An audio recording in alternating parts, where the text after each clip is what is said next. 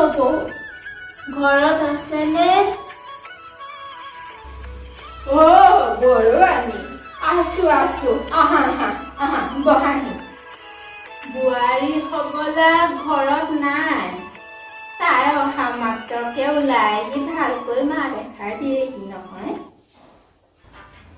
মাকৰ ঘৰলৈ গ'ল। কিবা নাটকৰ ৰিহাৰ্চেল আছে বোলে। মোৰ গাতে ভুল। বিয়াৰ আগত মন ভাল লাগিবলৈ বিয়াৰ পাছতো সেইবোৰ কৰি থাকিবা বুলি কৈছিলো। ভাবিছিলো আকৌ ছোৱালী পিছত কিবা এটা কৰি পতাই মেলি থৈ দিম। চব কাম তাই কৰিব আৰু মই আৰামত বহি মেলি খাম। কিন্তু তাই দেখোন এতিয়া সকলো কাম কৰে। সকলো তামোলহে কাটিব নাজানে, বাকীটো সকলো কামেই কৰে। আকৰি ছোৱালী বদনাম নাগাব দেই। থোৱাহে ইমানো আকৰি নহয়। মোৰ ল'ৰাটোক একেবাৰে চাকৰ কৰি পেলালে।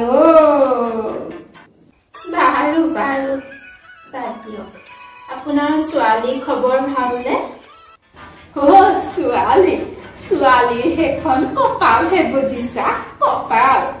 আমাৰ জোৱাইটো বৰ ভাল নহয়। আমাৰ ছোৱালী কামকে কৰিবলৈ নিদিয়ে।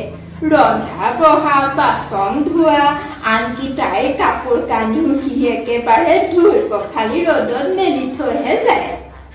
বৰ সুখী তাই, বৰ সুখী। আনকি তাই যি মন যায় তাকে পিন্ধিবলৈ পায়। বৰ সুখী।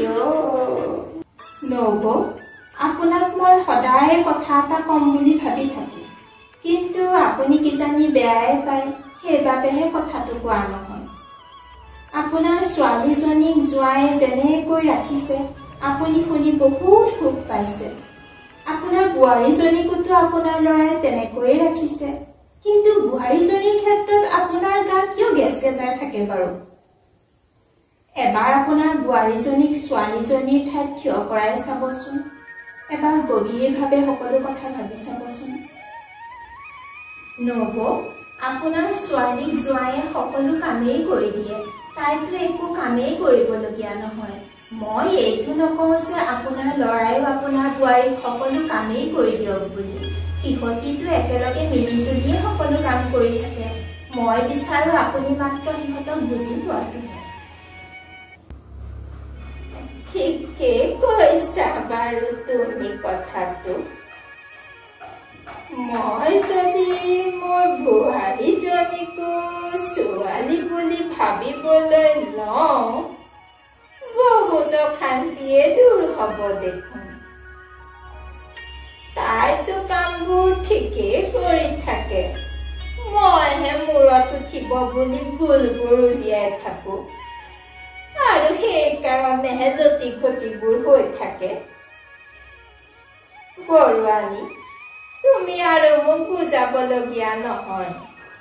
এইবাৰ পৰা মই যদি মোৰ বোৱাৰীজনীক ছোৱালী বুলি ভাবিব নোৱাৰো, মোৰ নামো গেদগেদী বুঢ়ী নহয়। চাই থাকা।